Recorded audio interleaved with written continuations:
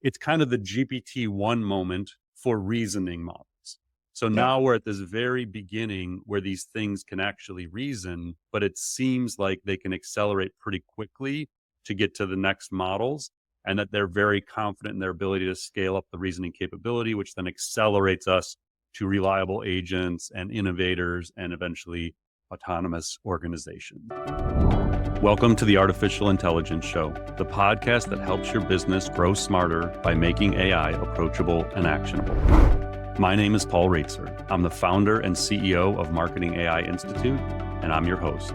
Each week, I'm joined by my co-host and Marketing AI Institute Chief Content Officer, Mike Kaput, as we break down all the AI news that matters and give you insights and perspectives that you can use to advance your company and your career. Join us as we accelerate AI literacy for all. Welcome to episode 115 of the Artificial Intelligence Show. I am your host, Paul Raitzer, along with my co-host, Mike Kaput. We are fresh off of the 2024 Marketing AI Conference in Cleveland last week. I feel like my brain is still mush, Mike. I don't know about you, but like, Yes. not only from our own stuff. So Mike and I both did separately 3-hour workshops on the day one. And then I had 4 other sessions. So my opening keynote, a conversation with Andrew Mason from Descript, had an opening talk on day 3 with Adam Brotman and Andy Sack talking about their book and all their interviews with Sam Altman and Bill Gates. And then you and I did a closing keynote that took quite a turn, which we'll talk about in a minute, when OpenAI dropped Strawberry 2 hours before we were going on stage. So it was just a lot. I mean, what an incredible week, but just mentally a marathon. I woke up Saturday and I was like, I don't even know what to do with myself. Like, Yeah.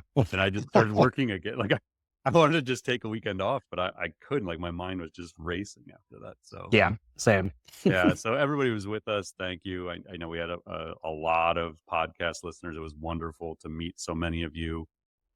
Mike and I had a book signing on the third day that had, I don't even know how many people were in that line. That was wild. It was supposed to go for 30 minutes and it went for 2 hours, I think. So it was wonderful to meet so many of you and hear your stories. And I mean, we had people from all over the world. There was a lady who traveled from the Philippines, said 30 hours of travel. We had guys from Australia we met. We had it was amazing. So just a thank you. And we'll talk a little bit more about MAICON later in the show, but we really appreciate everybody who was a part of it and a chance to get to meet everyone in person. So, and yes, we heard the, you're taller than you sound and shorter than you sound. I think that was maybe the most common thing people said, other than how amazing the event was. And yeah, no kidding. I feel like I got to really watch my words on this podcast because everyone has mentioned that. Oh, it's incredible. All right. So this episode is brought to us by MAICON On Demand. So if you weren't there and you didn't get to meet us in person and be a part of those 3 days, you can still experience it. So we have 25 sessions, Mike, I think they recorded. So we had the 10 general sessions and then 15 other featured breakout sessions that were part of MAICON 2024. So that is going to be available within the next, I think, about 10 days or so. I don't know exactly. I know the team told everybody like 2 weeks, but I know they're racing to try and get everything out as soon as possible. So you can go to maicon.ai, MAICON.ai, and you can buy that now, and then you'll get alerted as soon as they're ready. But I mean, honestly, like I sat through some sessions that on those sessions alone were worth the price of admission. Like the copyright and IP panel was amazing. People who, I think so many attendees just aren't aware of the copyright and IP issues, intellectual property issues related to generative AI. So you just look around the room, you see all the note taking, 1,000+ people in there just feverishly taking notes about everything that's being said. The keynotes were incredible, from Andrew Davis and Mike Walsh to Andrew Mason and Adam and Andy, and talking about AI first, and yours 30 AI tools in 30 minutes, Mike. I did the road to AGI. Just all of that is included in the on-demand package. So if you missed it, go to maicon.ai and buy MAICON 2024 on demand. We also announced MAICON 2025 dates coming in October 2025. You can learn a little bit more about that if you missed it this year and want to be in person next year. Okay, so during MAICON, OpenAI dropped strawberry, or O1 as it's called. And that is going to be our first main topic of the day. And we're going to talk a little bit more about this interesting timing too in our third topic when we talk a little bit about our closing keynote at MAICON. But Thursday afternoon, Paul, OpenAI released the long anticipated codename Strawberry project, which is formally called O1, which is their advanced reasoning model. It is designed to enhance AI's ability to think through complex problems, particularly in fields like science, coding, and mathematics. O1 is engineered to spend more time thinking before responding, mimicking human cognitive processes. So this approach allows the model to reason through complex tasks and solve harder problems than previous models. One of the key innovations here is the use of what's called chain of thought reasoning. And it's a process that enables the model to refine its thinking, try different strategies, and recognize its mistakes. Now, according to some of the benchmarks released by OpenAI, performance improvements appear to be quite substantial. In competitive programming on Codeforces, O1 ranked in the 89th percentile of human competitors, which was a big jump from previous models. In math, O1 showed some pretty significant performance on challenging tests like the American Invitational Mathematics Examination, AIME, placing it among the top high school mathematicians in the US. And alongside O1, OpenAI introduced O1 Mini, a cost-efficient version optimized for STEM reasoning. So this one achieved an 86th percentile on Codeforces and showed some strong performance on high school level cybersecurity challenges. And it is designed to be faster and more cost effective for applications that might require really good reasoning capabilities, but not necessarily all the kind of broad world knowledge and context a bigger model might have. So, Paul, like we talked about, like this dropped like 2 hours before our closing keynote at MAICON, where you and I kind of planned on closing out the conference, talking about the main takeaways of the conference, which we still did, but we did have to pivot a bit in real time. And you spent quite a bit of time up front, rightly so, kind of riffing about your initial impressions of O1 on stage and like what this means right now. Could you maybe share a little bit of that with us? Yeah. So, I mean, obviously, Strawberry didn't come out of the blue. For anyone who's been listening to the podcast, you can go back to episode 106. We talked about, what was going on in this kind of secret code named Strawberry project and maybe the origin of the name Strawberry. Episode 110, we went a little deeper on it. And then episode 113, just 2 weeks ago, as we started to get indications that it may be coming sooner than later, we talked about it again. So you can go back and get some additional context there. But then just to set the stage of sort of what happened at MAICON and the initial feedback on O1. So my opening talk on day two. So day one was workshops, optional workshops. Day two kicks off the formal conference setting. So my opening talk is the road to AGI. And in this road to AGI, I actually kind of went into the stages of artificial intelligence that OpenAI had previously shared internally and that Bloomberg reported on in July of this year. And in their world, level one is chatbots, AI with conversational language. That's what we had up until this moment, basically. That's what we've had with all the different models. Level two in OpenAI's modeling of the future is reasoners, human level problem solving. Level three is agents, systems that can take actions. Level four, innovators, AI that can aid in invention, which we're actually going to touch on a little bit later in a rapid fire item. And then level five, organizations, AI that can do the work of an organization. I spent quite a bit of time talking about that in my opening keynote. So I had sort of set the stage that we knew reasoning capabilities were coming, that this level two that OpenAI was envisioning was already here, at least in their world, because they've had this for a while. And then the morning of my talk, The Information had an article that said that Strawberry could be released at any time in the next 2 weeks.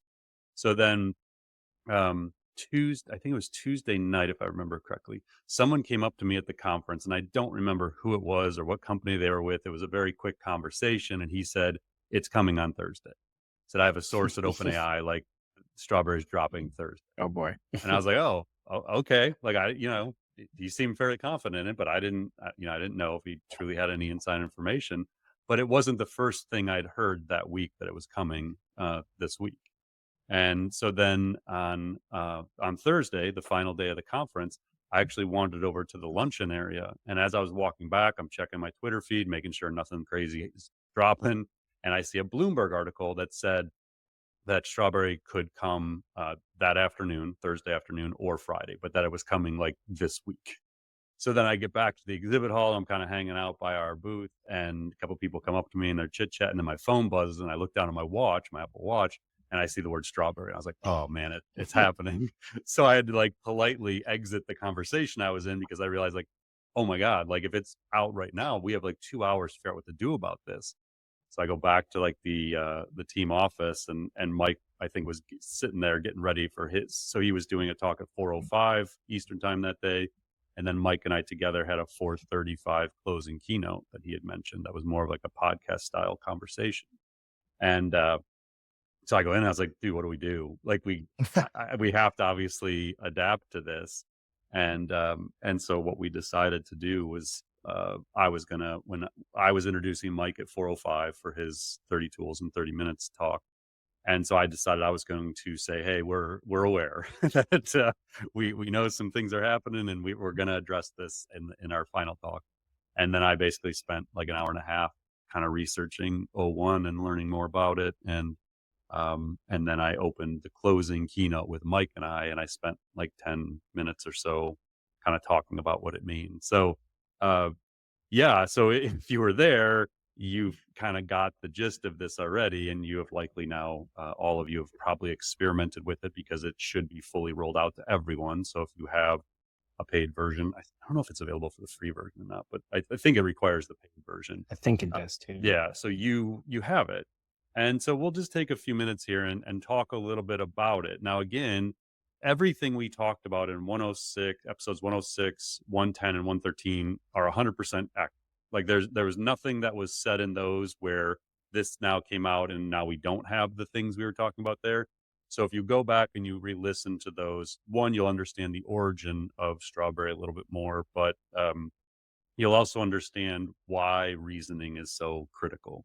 And so we'll touch on that a little bit here. But again, I would go back, and especially I think 113 is probably where we went pretty deep on like why this matters. Yep. So we'll put all the links in the show notes, but OpenAI released, as they generally do with this stuff, they just drop some tweets. So it's like, hey, here you go. Here's this whole new series of models.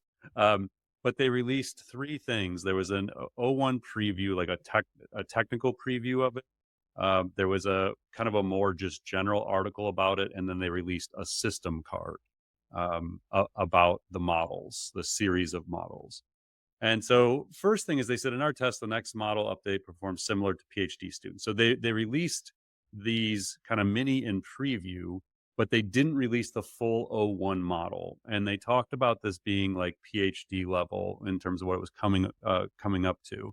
And in my opening keynote, I'd actually shared some insights from Dario Amodei from Anthropic, where he was talking about how PhD level was kind of where these models were going. And then interestingly, I was listening this morning, actually. So today is Monday, September 16th. Last week was the All In Summit. Mm. Now, I used to listen to the All In podcast. I honestly stopped because it just got so political and sort of shifted away from what I found value in. I know a lot of people still listen to it, obviously, but I generally don't listen to it too much anymore. That being said, they had at their summit last week, Sergey Brin, co-founder of Google. I listened to that interview this morning, and then I listened to one where David Sachs was interviewing Mark Benioff, or well, supposed to be interviewing Mark Benioff, but Benioff basically just talked for 39 of the 40 minutes. But the reason I bring this up is Sachs actually said that they recently were given an inside look at where OpenAI is going because he's one of the investors, or his investor group's one of the key investors.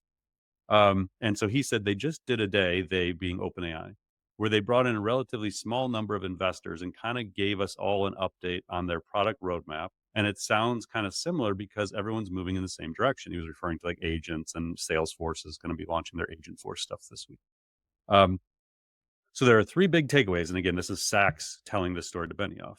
Number one was that they said LLMs would soon be at PhD level reasoning. Right now, it's more like a smart high school or college student in terms of the answers we're going to be. And then it said, but the next level will then be agents. So this timeline that this level one, level two, level three, level four, level five that I started off explaining, that jives with the investor deck that Sam is showing people to raise the 6 billion or whatever number they're at, Mike. And I think we're going to touch on that rapid fire today. So reasoning is the foundation of all of this. So a few key elements here. It doesn't have many of the features ChatGPT has. So if you haven't tested this yet, when you go into your paid account in ChatGPT, you're still going to see your 4.0 models, and you're going to see these new O1 mini, O1 preview models. They're distinctly different models at this point. So I, I don't know. I kind of assumed the reasoning capabilities we baked into ChatGPT at a different price point, but it seems the way they're going is two very different models. Yeah. So you're only going to use the O1 model for like advanced reasoning, decision making, things that require system two thinking, as we would call it, where you want it to take its time and really think about its answer. And so because they view these as distinctly different, that's why they said they're resetting, quote unquote, resetting the counter back to one and naming this series OpenAI O1. I think I joked on stage. I just can't comprehend the naming conventions for these things. Like it's shocking to me that they have the most powerful intelligence, non-human intelligence in the world, and these are the naming conventions. Right. If only you could find something to give you tons of great ideas. Seriously. There is a rate limit, which they've already lifted, I think. Like when they first put this out, there was 30 weekly rate limits of 30 messages for O1 preview and 50 for O1 mini. I don't know if they've lifted them completely or they just had to reset them because people were experimenting so much. And then they said they plan to continue developing and releasing models in this series. Now, the insight, so as we'll often do in the podcast, we'll like go look and see what are the key people in the industry saying about this. And one person that I follow very closely is Noam Brown. And Noam, you'll remember, I'll have to go back and see what episode we talked about Noam, but he led a team at Meta that co-developed Cicero, which achieved human-level performance in the strategy game of diplomacy. This was back, I think, in 2023, maybe early 2023. And he also developed AI that was able to win at multiplayer no limit poker, which was thought to be sort of an insurmountable thing. So Noam is really smart dude, and he moved on to OpenAI in July of last year. And at the time, he tweeted, "For years, I've researched AI self-play and reasoning in games like poker and diplomacy. I'll now investigate how to make these methods truly general. If successful, we may one day see LLMs that are 1,000 times better than GPT-4. So that was in July of 2023, he tweeted that. And then when O1 came out on Thursday, he said, I've seen a few folks implying that I was the lead on Strawberry. I was not. O1 is the result of many years of research that really started taking off in October of last year, being 2023. Now, interestingly, as I alluded to on stage, that would sync up with when Sam got in trouble with the board. So the implications here from this tweet, you could certainly make the connection that Sam's temporary ouster as CEO, which was always rumored to have something to do with QStar, which was the name prior to Strawberry, the code name. It seems as though that Sam could have been greenlighting the building of this capability last October. Ilya Sutskever, who was leading the reasoning capabilities, may not have agreed with that and may have called to the board's attention that they were moving too quickly on something like this. So that's kind of like one of the implications of Noam's tweet. But he said it's a new scaling paradigm. We're just getting started. He does say many tasks don't need reasoning. So GPT-4 is 4.0 is probably still going to be the preferred model for a lot of use cases. But people are going to find, ways to apply this. He does say it's a preview. It's early. It's going to get stuff wrong. You're going to have people tweeting all these examples of it not working and make these claims like, it wasn't a breakthrough. But in reality, they could see this where over time you let these things think for hours, days, even weeks. And this idea of inference costs, like the more time you spend on inference, the better the answers become. And I do laugh because Hitchhiker's Guide to the Galaxy, it's very much like the computer where it's like, oh, it's the key to the universe. And It says, well, I need 7.5 million years to figure it out. Like it's kind of that idea coming to life where like the computer just needs time to think and then it'll figure it out. Um, yeah, how they did it. There's all kinds of great research they shared about the reinforcement learning approach. You mentioned some of the benchmarks in mathematics, chemistry, physics, biology. But the key here is, as we've talked many times on the podcast, is it's just taking time to think, and it can go through dozens or hundreds of steps in a process. And this is just the beginning. And I think that's maybe the most important thing is whatever you see now, this is like, I don't know that if this is an overstatement or not, but it's kind of the GPT-1 moment for reasoning models.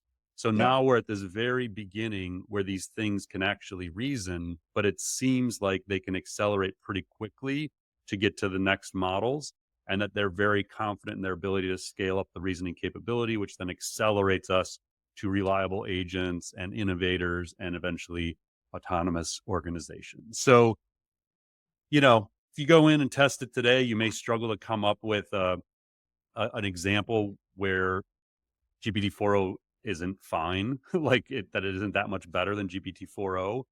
But I don't think that. I think it's important that we understand this is just the beginning, and that these things are only going to get smarter, and it's probably going to happen fast. Before we wrap this discussion, I just kind of wanted to touch on a little more what you just said. So Ethan Mollick, for instance, who also had access to L1 for a month, kind of wrote about his impressions about it recently. And he mentioned exactly what you just said, which is it can be hard to evaluate the outputs of this model, especially if you don't know what it's supposed to be used for or what you're looking for. Like if I'm an average business marketing leader, do you have any tips or things you found that are useful for me to be putting into this just to check it out versus typical queries or prompts I might put into GPT-4o? Yeah, I mean, I think it's things that require multiple steps. So I think it was episode 113, we talked about this, that on the internet, you mainly have outputs of human knowledge. You have the end products. You don't have the 10, 15, 20 steps that a human mind goes through to create that end product, kind of a list of tasks that you go through. And so that's how I think about this. Like the way I'm going to test it, that I'm excited about trying, and I haven't had time to do yet, is I'm thinking about our business for 2025 and beyond. And there's a bunch of challenges I see and problems to solve and opportunities to evaluate. And so I actually intend to use this model. And what I'm going to do is have 4.0 simultaneous with it, maybe Claude, maybe Gemini. I may test all of them at the same time. But I want to use it to help me go through a chain of thought to evaluate the future of our business. And so I don't know exactly what those prompts are going to look like, but when I do that, I usually have either a notepad or a Google Doc open, and I sit there and I create a list of things I'm going to think through to arrive at decisions. So if I want to decide, hey, should we launch a conference in the UK next year? The output, I could ask GPT-4o that, and it could do something really fast and say, well, here's what you need to consider, and that's system one thinking. But if I use O1, my assumption is it's going to go through a whole bunch of steps to try and arrive at that decision. It's going to take its time and think. And so that's what I need. It's what you would use a consultant for traditionally. It's what you and I, Mike, would sit around and just have a drink and brainstorm over. When we do Right. that, our mind is thinking about all these different variables. And so I'm excited to try it in that way as a true strategy assistant or peer, where I can just talk about complex ideas that require a lot of thinking. And I'm hoping it can accelerate my how I work through those ideas basically. And maybe even illuminate some steps I wouldn't have thought to take, because if you haven't tried it yet, to our listeners, it'll tell you the steps it's doing. So if you say here's what I'm trying to evaluate for next year, I want to think through different options for, growth of the company. It'll say, okay, I'm considering this now. I need to, and it may ask you questions. It may help you drill into these things. So that's how I'm thinking about it. Yeah. And Ethan Mall gave a great example of a crossword puzzle or Sudoku puzzle, things that require steps to go that you normally just see the output. So in our next big topic this week, there's kind of an interesting AI product update that we think is kind of flying a bit below the radar, I would say. So this relates to Notebook LM, which is a personalized AI research assistant from Google that's powered by its Gemini 1.5 model. So if you use Notebook LM, you basically create virtual notebooks where you upload, organize, and reference anything like documents, slides, PDFs, research, websites, and more, up to like 500,000 words per source, according to Google. And then once you upload those sources, Notebook LM uses Gemini 1.5 Pro to analyze, summarize, and connect the dots between all the information in all these sources you've pulled together for some type of research task. But now Google has added this pretty incredible new feature, which is called audio overviews. And that's a mild mannered name, but the results are a little crazier than it suggests, because what you do is you now can create an audio overview of any material in Notebook LM that simulates a deep dive audio conversation between two AI generated, like essentially radio or podcast hosts. It's literally like listening to two very realistic hosts talking about the material that you've specified. So for instance, before we recorded today, I dropped in the website for Marketing AI Conference, which is now advertising our 2025 dates. And it generated in a few minutes, like 5 minutes of conversation between two AI hosts that sound honestly indistinguishable to me from real humans, and like have all this crazy cadence and conversationality.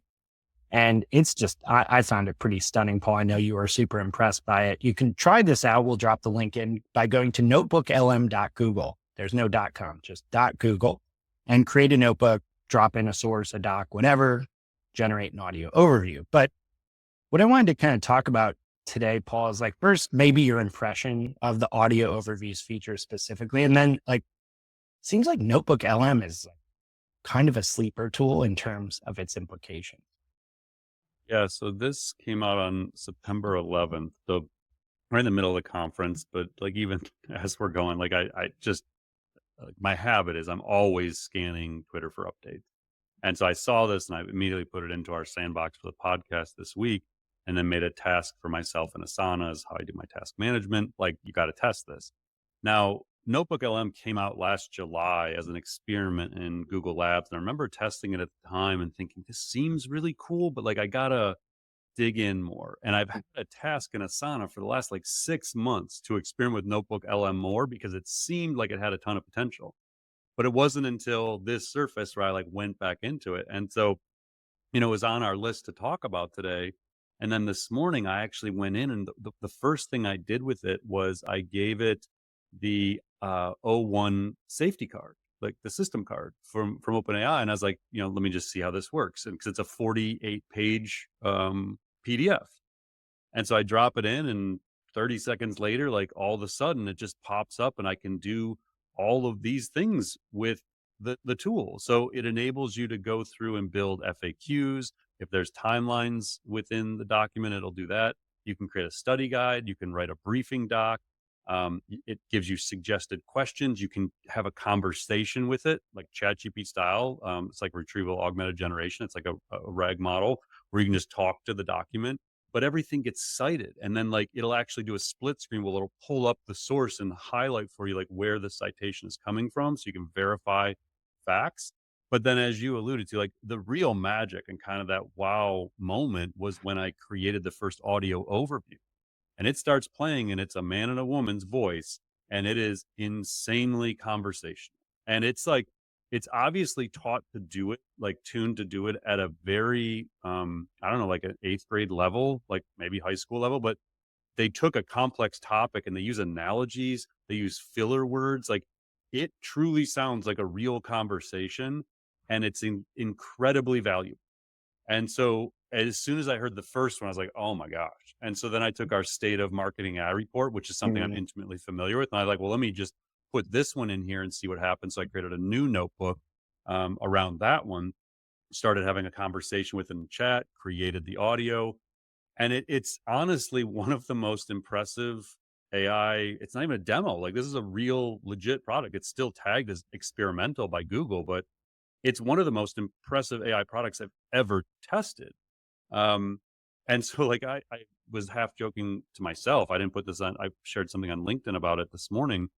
But like if 2 years ago someone created this product, you they would have raised $100 million like in their Yeah. seed round. Like it is potentially like, and I try really hard not to over exaggerate it. It is a potentially transformational tool because I immediately started thinking like you and I look at earnings calls all the time.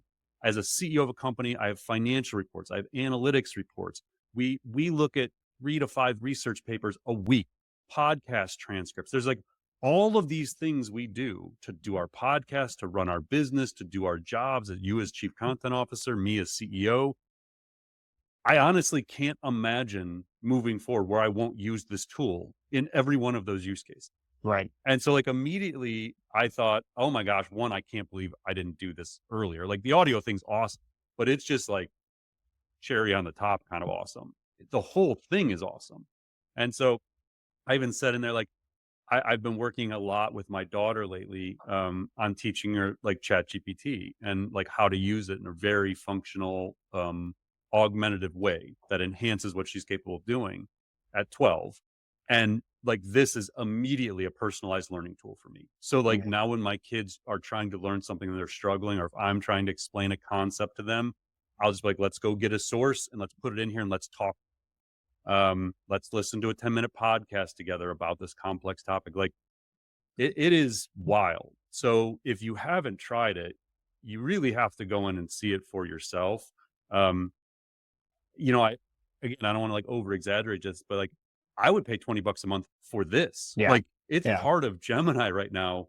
But once the use cases are clear, which I think is where a lot of these tech companies, these AI companies struggle, is to like get those 3 to 5 use cases that are so insanely valuable that they alone are worth the 20-30 bucks a month you're paying for the whole language model.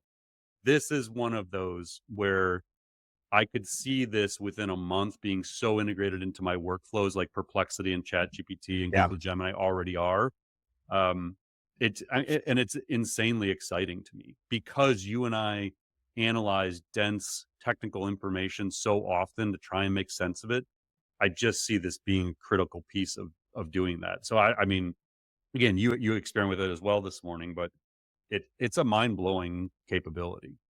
Yeah. My jaw doesn't drop that often these days, but like hearing the voices cover the content, and especially just like, I think it was the little stuff that got me the most. Just the two hosts like talking about our event and mentioning the background of some of the speakers and being like, look at the diversity of companies at this event. Like this was not stuff that was like on the website. It And was then the really other person's like, interesting. right, yeah, I see Right. it. Yeah. Like, like, whoa. Wild. And and then you realize how much further voice capabilities are than what we have access to right now. That was the other thing that kept running through my mind is we know we have advanced voice mode from AI coming sometime soon. Yeah. Um, Google has advanced voice capabilities, obviously. And so it just like, you just realize how further ahead these research labs are than what we likely have access to. And we even heard that like in the interviews at MAICON this week where Andy Sack and Adam Brotman were talking about when they met with Reid Hoffman, like Mm. months before anyone knew GPT-4 was a thing, and he already had access to it. And Bill Gates, same story. Andrew Mason at Descript told the same story, how he and Sam, who are friends, Sam like basically showed him, give him access to GPT-4 long before any of us even knew ChatGPT was going to be a thing. And it reinforces the fact that there are advanced capabilities sitting in these labs that we may not see for 6 to 12 months, but when you hear this audio overview, like it's like looking into the future and then imagining that being applied. Like the thing I kept coming back to was this idea of personalized learning for my kids Mm. and really for any student, and even in a professional environment, to like just instantly have a 10-minute summarization of some complex topic in a really approachable way. That's just wild, the implications. Absolutely. It's wild. I just, if you have one takeaway from this week's podcast, go try it out. All right. So our last big topic is one we've touched on a few times already. Our marketing AI conference, MAICON 2024, is a wrap. It happened last week. A big thank you to all the people who made the trip to Cleveland, Ohio for our biggest and best conference yet. So Paul, I just wanted us to maybe talk through a little bit, maybe your perspective on the significance of the event, the turnout, audience response, maybe kind of what you took away from it. And then I thought we could maybe just really quickly sum up a couple of the big picture takeaways from our closing keynote, where you and I actually used AI to summarize a bunch of the sessions and the keynotes and actually kind of synthesize takeaways that made the most sense for the audience to turn into kind of their own AI action. Yeah, so maybe listened to the beginning of episode 113, sort of heard the background story of MAICON. If you didn't listen to it, you can go kind of get the origin story of MAICON. And I'm grateful for everyone that came up to me during the event last week and shared how much that episode meant to them. I mean, just a lot of people, a lot of entrepreneurs who just appreciated sort of the inside look at the nonlinear path that we've taken to get to nearly 1,100 people in Cleveland at an event. Um, Entrepreneurship is hard, as I said in that episode, and it doesn't just happen. But for us, it's an amazing collection of speakers, volunteers. We have an incredible event partner in Kelly Wetzel that makes the operations come to life and makes it like a world class experience for people. But I think the thing that kept ringing true to me, and Mike, I'm sure you saw the same thing, is just the community that has formed and how collaborative and non-competitive they are. Like there's just people helping people everywhere. Yeah. And everyone was incredibly welcoming and supportive and took the time to listen. I loved hearing so many stories about where people are in their AI journeys. And so just I think the audience that came together, and I try real hard, like obviously when you're running the event and I got 5 sessions, it's hard to sort of step back, but I tried, as many times as I could to just sort of step back and soak the whole thing in, appreciate the journey of creating and building something like this, but then seeing it take on a bit of a life of its own, and just seeing so many incredible speakers, and like the ratings from the sessions were through the roof, and the comments people made about the impact different sessions had on them were incredible. And so as you said, Mike, like our idea for the closing keynote was to do this sort of AI in action wrap up where we curated the insights from these 50 plus speakers and all the things we learned from different attendees, and then use some AI technology to help curate it. So we had a plan and we executed it, and then Strawberry sort of threw a wrinkle in it, but we did still pull it off. So you led the charge on that though. Like once Yeah. we established the vision for that event, like you really went through and did it. So why don't you share just like kind of how AI played a role in it, and then maybe some of those key insights you mentioned. Yeah, for sure. So a couple ways that AI was super helpful in kind of doing this almost in real time with, a little bit of lead time to get all the slides and things built. But we were really lucky to have a great partner in Goldcast. Goldcast has a bunch of AI features for the events that you're running. One of them is we got real-time transcriptions and summarization, like some nice summarized, like 3-page briefs on each of the main sessions that we did. So we took all those. We took all of the transcripts and we put those into Gemini 1.5 Pro. And then importantly, we didn't just say, hey, Gemini, like do the work for us. It was more like, here are 10 questions from Paul's opening keynote that he posed as being relevant to the future of marketing. Can you go through with the context around these questions, with the context, gave it a bunch of information about our event, what we were trying to achieve from your keynote, and help us break this down and contextualize how we could start answering these questions using a bunch of takeaways. So obviously closing keynote was like 45 minutes long. So we're not going to go through every single one of those pieces here, but I did just want to throw out like 3 really quick, like almost sub bullets of some of these events. So, or some of these questions rather that we were asking. So one of the first questions and the most important was that you had posed, Paul, was how will the next generation of AI models affect you, your team, and your company? And you had a quote in your keynote that I thought was worth mentioning here that says, LLMs are just the foundation for what comes next. Yeah, And and that obviously that was like one of the overall themes of the conference was that these text in, text out models that started with ChatGPT were just the basis, not only for multimodal reasoning, agentic capability, but really the pursuit of artificial general intelligence, which was like the whole focus of my talk. And that was, I think something we just became a recurring theme throughout the event. And so much of the agenda enabled us to sort of tell the story of where these models are going. And then another question, and kind of we had much more extensive conversation around all these, but one of the big questions as well was how will AI impact marketing strategies and budgets? And I think a thing you and I talked about on stage, Paul, was just this idea of everyone is going to be able to and be expected to do much more with much less. And I think you had kind of mentioned briefly, either in your keynote or in one of the panel conversations, kind of this idea that we're probably going to be seeing pretty soon, if not very soon, someone's going to probably start $1 billion business with one person. I had multiple people come up to me after that and say, or during the event and say, yeah, I'd like to figure that out in my own industry. I was like, yeah, that's great.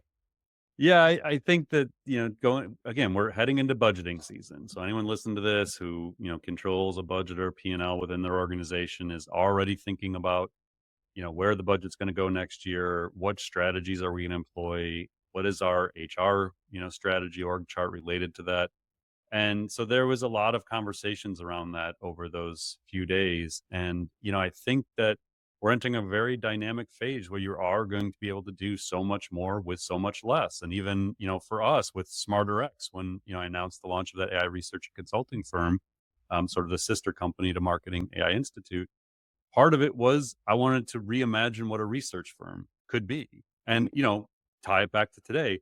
Think about NotebookLM as like a component of an AI native research firm. Like, these are things you're paying people hundreds of thousands of dollars a year to do. Like, top researchers isn't like cheap talent. Right. And like when you step back and you say, what are our strategies? What are our budgets? Like, not just from a marketing perspective, but from a business perspective. And you think about what technology is now available to you, you can reimagine. And that was a recurring theme as well, but like reimagine what's possible. And I like the idea of sort of this able to build more efficient, more creative from the ground up versus trying to like tear down what's already there. So yeah, I think doing much more with much less is certainly something that most organizations will be able to execute next year if they truly understand AI, what it's capable of, and apply it in the right ways.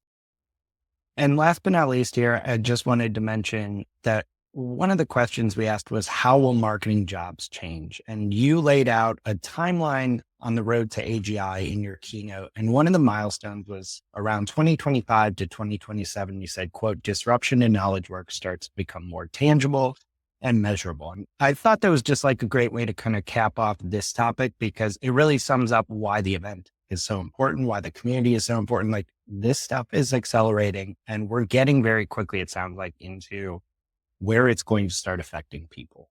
Yeah, my theory is that when true agents, it's funny, like what Benioff's calling this agent force thing, I'm not so sure that they're the kind of agents that we think of agents as. Like, I think I mentioned this on a recent episode, like these rule-based agents are being kind of considered agents, where I think the true concept of them is these agents that can go through reasoning and chain of thought and take action and things like that. So what we're going to see this year is a lot of experimentation, a lot of talk around agents. But it's really going to be 1 to 2 years out before these things become at or beyond human reliability and accuracy. And when that occurs, when agents truly start to function as integral parts of businesses and workflows, then I think we start to see true disruption to the workforce. And that's why we built Jobs GPT. So everyone, recalls that, but from a few episodes ago, it's the idea of taking an exposure key and saying, well, okay, in 1 to 2 years, these things are going to have reasoning capability, persuasion capability. They will be multimodal from the ground up. Like, now we start to have jobs that are exposed to true automation and disruption. So I do think we still have some time, but I think that we're going to move quite quickly into agents starting to disrupt work next year. All right, we're going to dive into some very rapid fire in the time we have left here. First up, OpenAI is now in talks, according to Bloomberg, to raise $6.5 billion in equity funding at a pre-money valuation of $150 billion. Now, that valuation is way higher than the company's current valuation of $86 billion.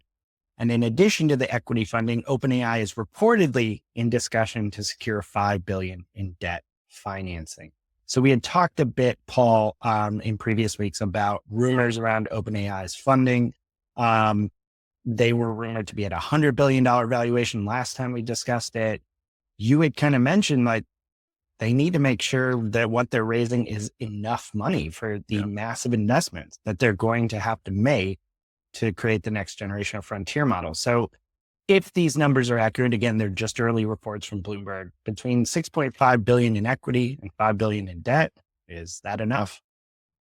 I mean, I said an episode or two ago that 100 billion is what it was rumored at then, and 5 billion or whatever. They just still seem low to me. I mean, this may be the number it comes out. At least it's a little bit higher. Every time a report comes out, these numbers just change.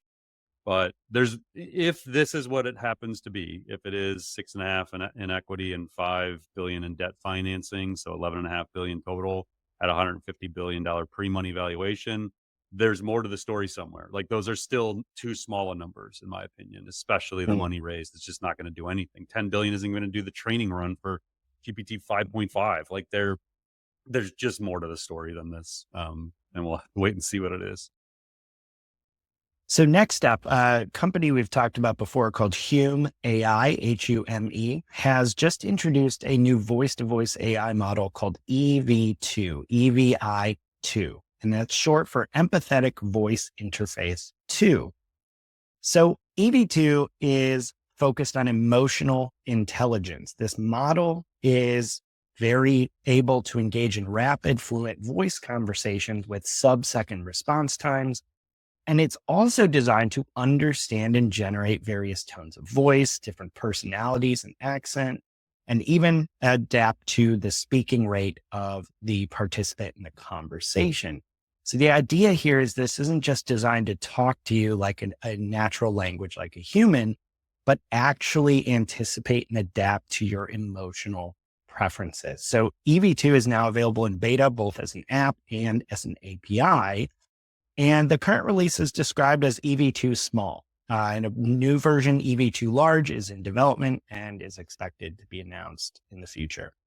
So Paul, like how significant is like quote unquote emotionally intelligent AI? I mean, I mentioned Hume actually in some of my talks, just as an example of like what's becoming possible, like AI that understands your emotional state at a decently competent level, that can respond accordingly, like tons of business applications for that, but also a bit easy to see how that could be misused. Yeah. So in my opening keynote, I had a slide that said what remains uniquely human, and that the key question becomes what won't AI be able to achieve or simulate? And simulate is the real key here, at or above human level. And so emotions, the AI won't have emotions. Like there's no known path to an AI having emotions the way a human does, but it can simulate them and it can understand them. And that's the key unlock, is it doesn't have to actually have emotions as long as it quote unquote understands them and can simulate them. And so this is one of those that I fully expect not only this model, but other models from other, frontier model companies to build in this emotional intelligence into their models. And it's a very slippery slope. Like it can be amazing. It can be very, very useful in business instances, but it can also cross ethical lines quite quickly. But I don't think we're putting this one back in the box. Like this is just going to be done by people and businesses. So yeah, I mean, I wouldn't say that I'm a huge proponent of this and that I'm super excited that people are pushing this, but I also am a realist that it's going to be a part of AI models and a part of our society. Yeah, it is a fascinating product.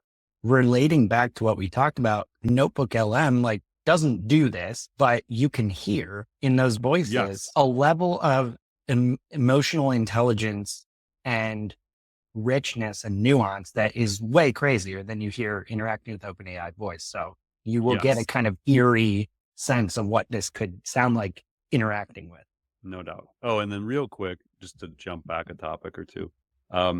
So the next rumored model from OpenAI is Orion. That Hmm. was named in one of the articles in the last week.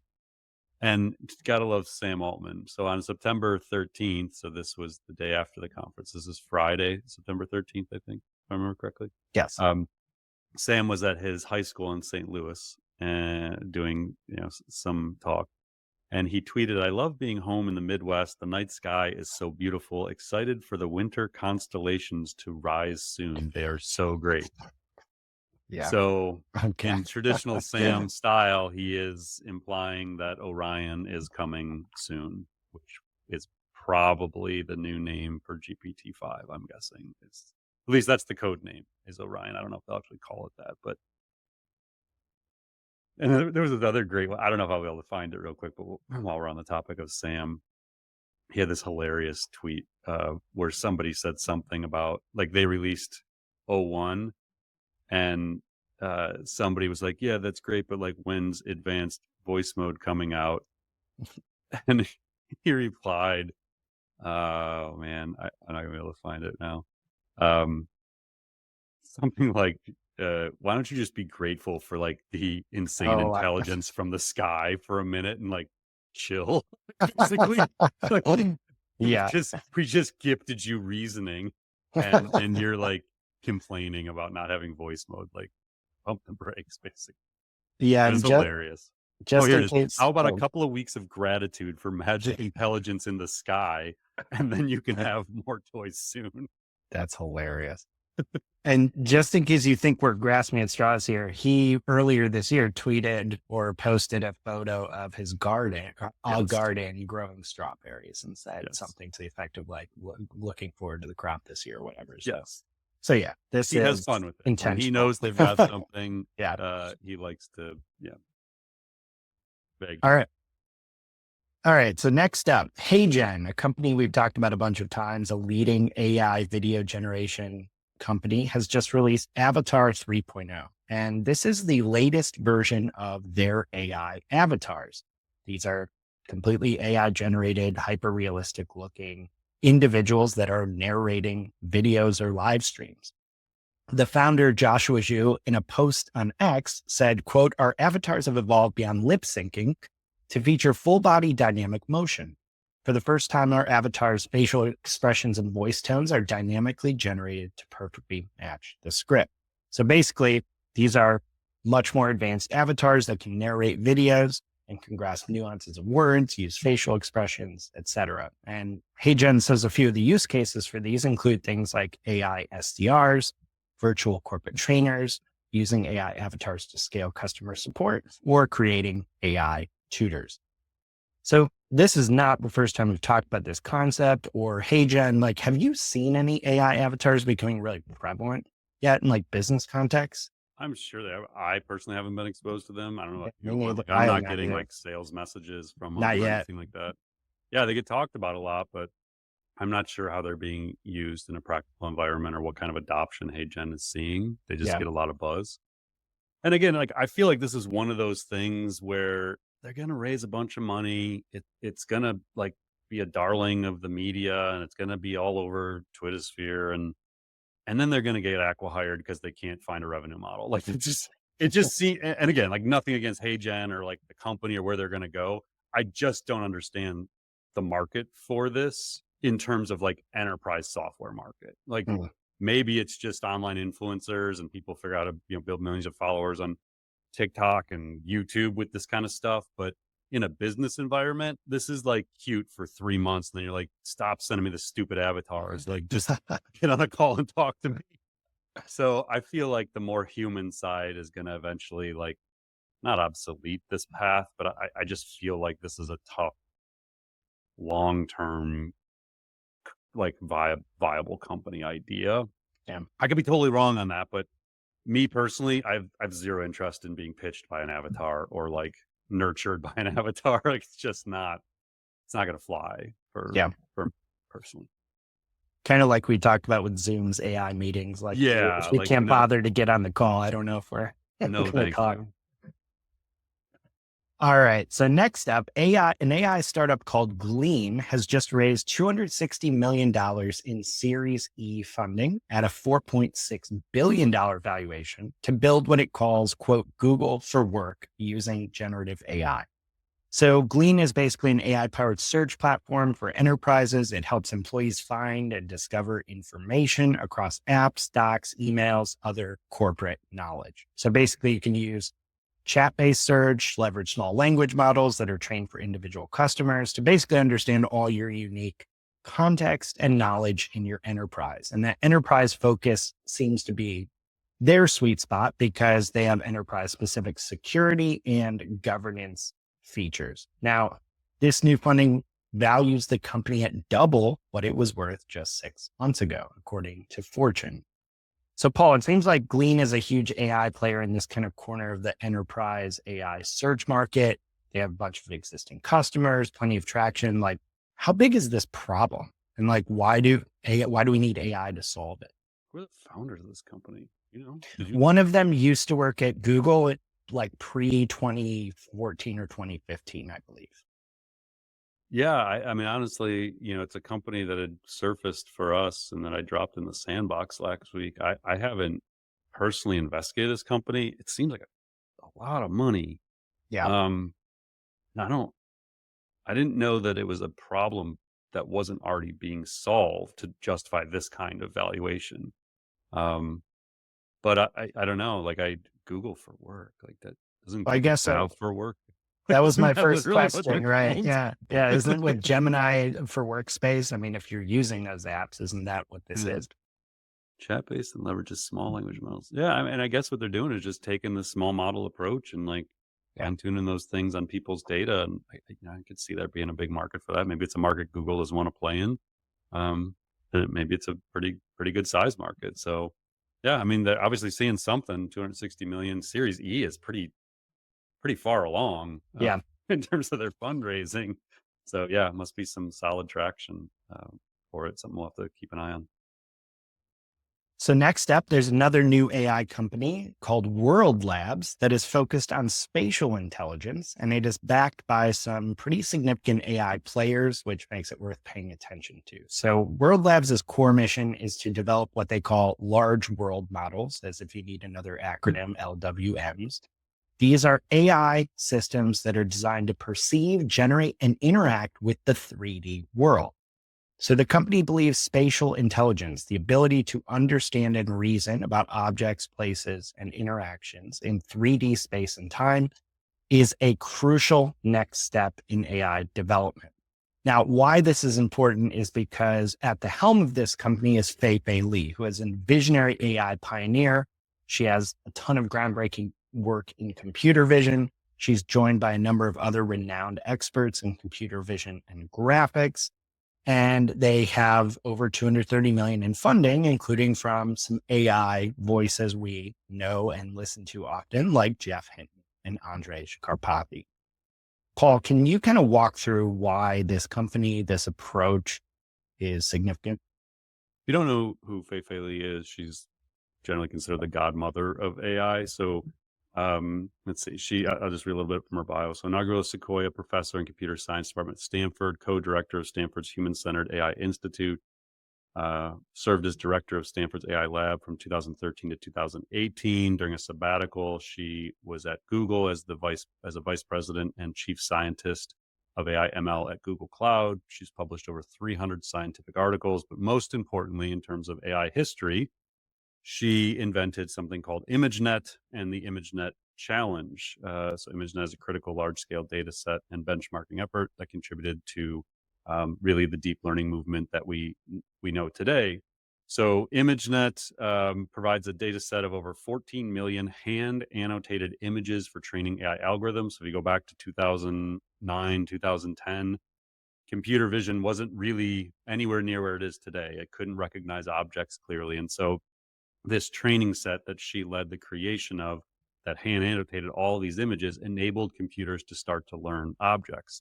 So those 14 million images are categorized into 20,000 classes, like objects, animals, scenes, and other categories. So today we take, for granted that you can go on your iPhone and search for a, a tree or a dog, and it just automatically recognizes those things within your photos. That wasn't possible 13 years ago. So this ImageNet competition in 2012 was a turning point. And this is when deep learning took off. There was something called AlexNet, created a deep convolutional neural network that dramatically outperformed everything else in the field. So AlexNet was created by Alex Kravetsky and Ilya Sutskever. There's Ilya and Jeff Hinton.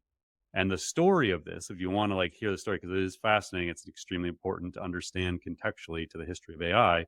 In Genius Makers by Cade Metz, the book starts with the prologue about this.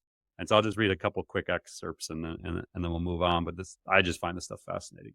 So Hinton created a new company. It included 2 other people, both young graduate students in his lab at the University of Toronto.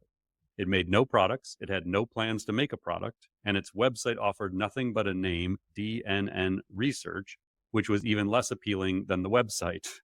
2 months earlier, Hinton and his students, this is in 2012, had changed the way machines saw the world. They had built what was called a neural network, a mathematical system modeled on the web of neurons in the brain, and could identify common objects like flowers, dogs, and cars with an accuracy that had previously seemed impossible. As Hinton and his students showed, a neural network could learn this very human skill by analyzing vast amounts of data.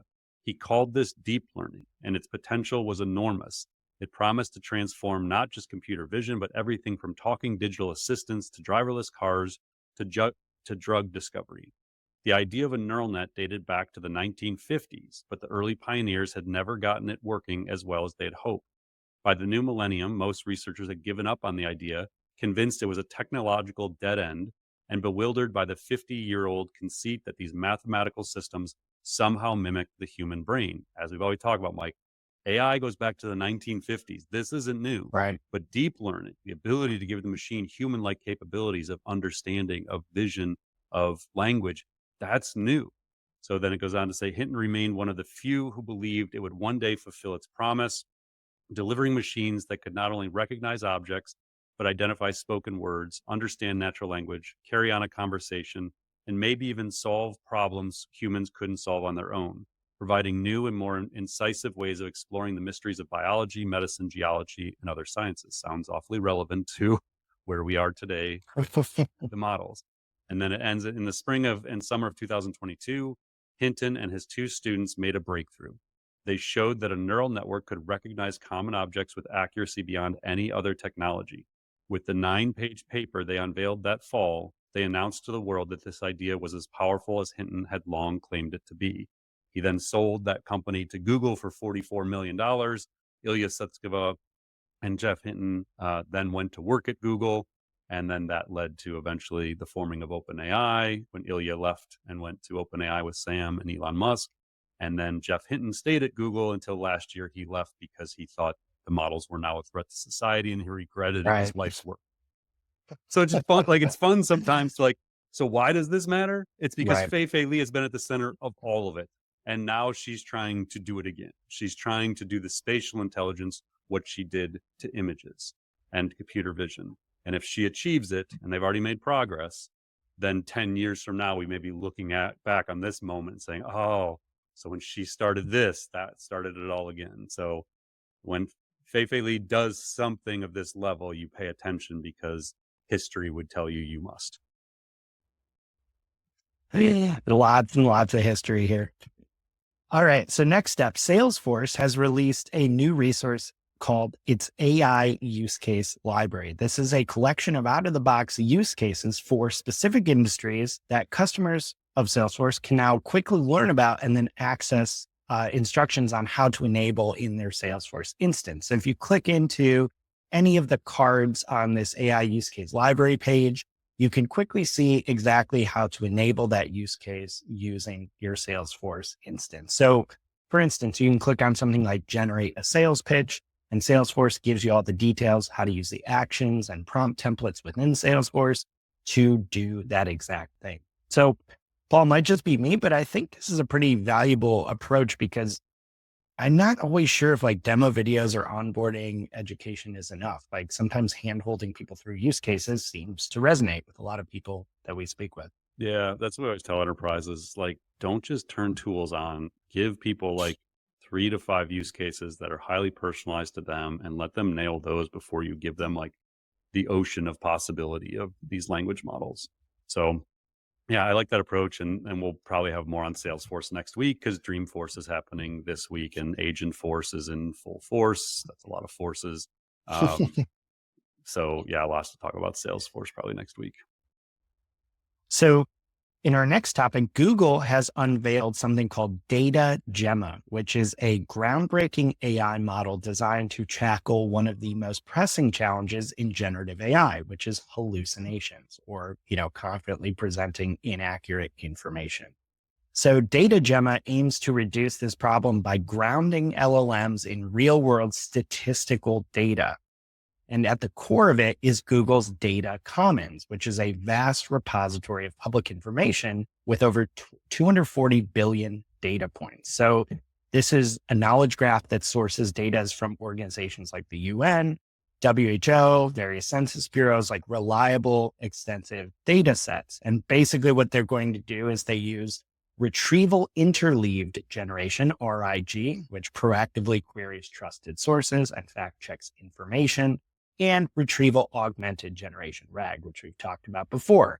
So basically, you're going to be able to use this to notably enhance the accuracy of their language models when handling numerical facts. And Google has reported they're already seeing some encouraging preliminary results. So this is all built on Google's Gemma family of lightweight open source models, and DataGemma itself is an open model.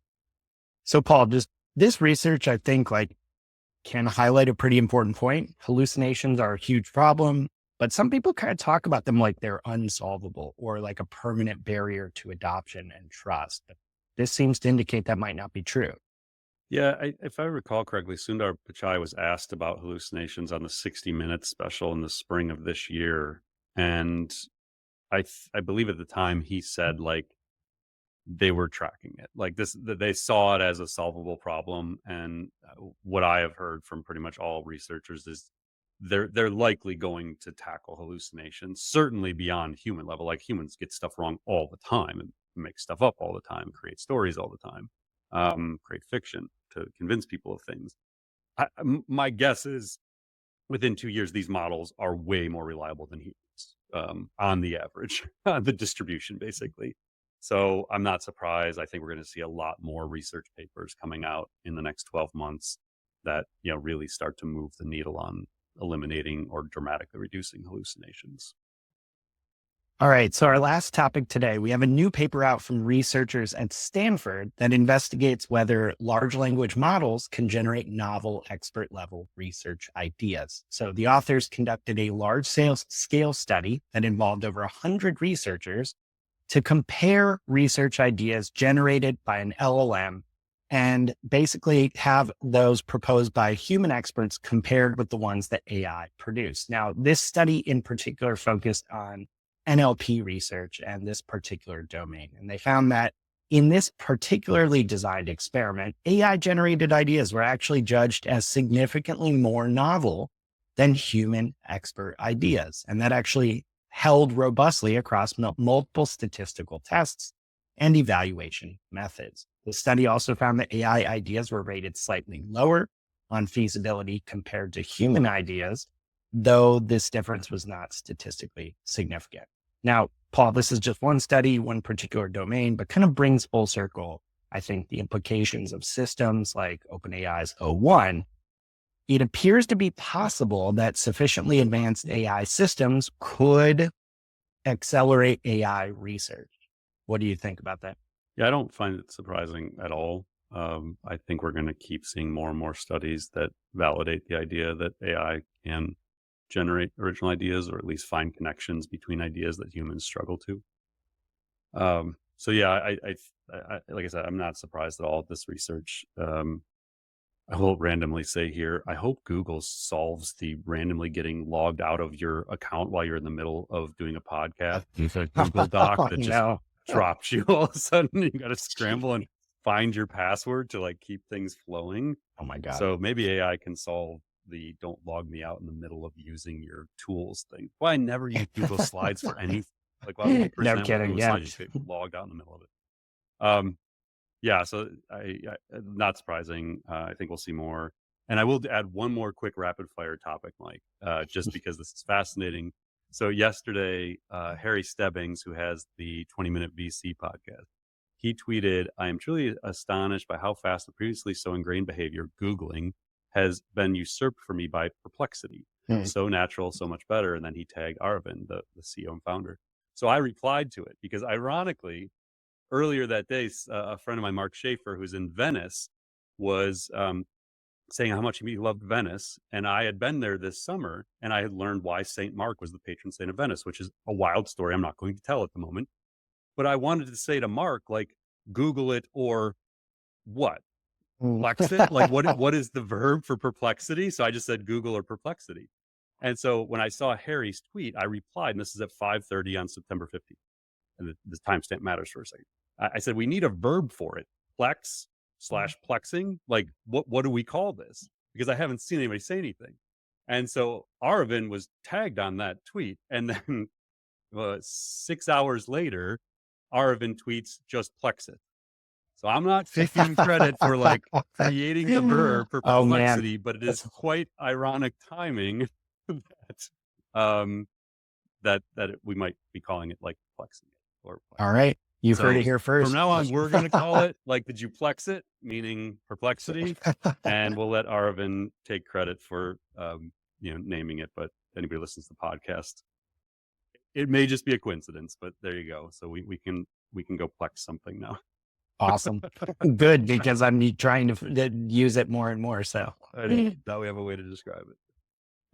Awesome. Well, Paul, thank you so much, as always, for breaking down the complicated and interesting world of AI this week for us. Just a couple quick housekeeping notes. If you haven't left us a review, we'd love that. It helps us make the podcast better. And also check out our newsletter, marketingaiinstitute.com/newsletter. It is This Week in AI. Basically, it'll send you a single brief every week of all the news you need to know in AI, including what we talked about today and a bunch of stories we did not get to cover. Paul, thanks so much. All right, Mike, back to the normal week, huh? Through MAICON, we get back to the grind. Thanks, everyone. We will talk to you again next week. Thanks for listening to the AI Show. Visit marketingaiinstitute.com to continue your AI learning journey and join more than 60,000 professionals and business leaders who have subscribed to the weekly newsletter, downloaded the AI blueprints, attended virtual and in-person events, taken our online AI courses, and engaged in the Slack community. Until next time, stay curious and explore AI.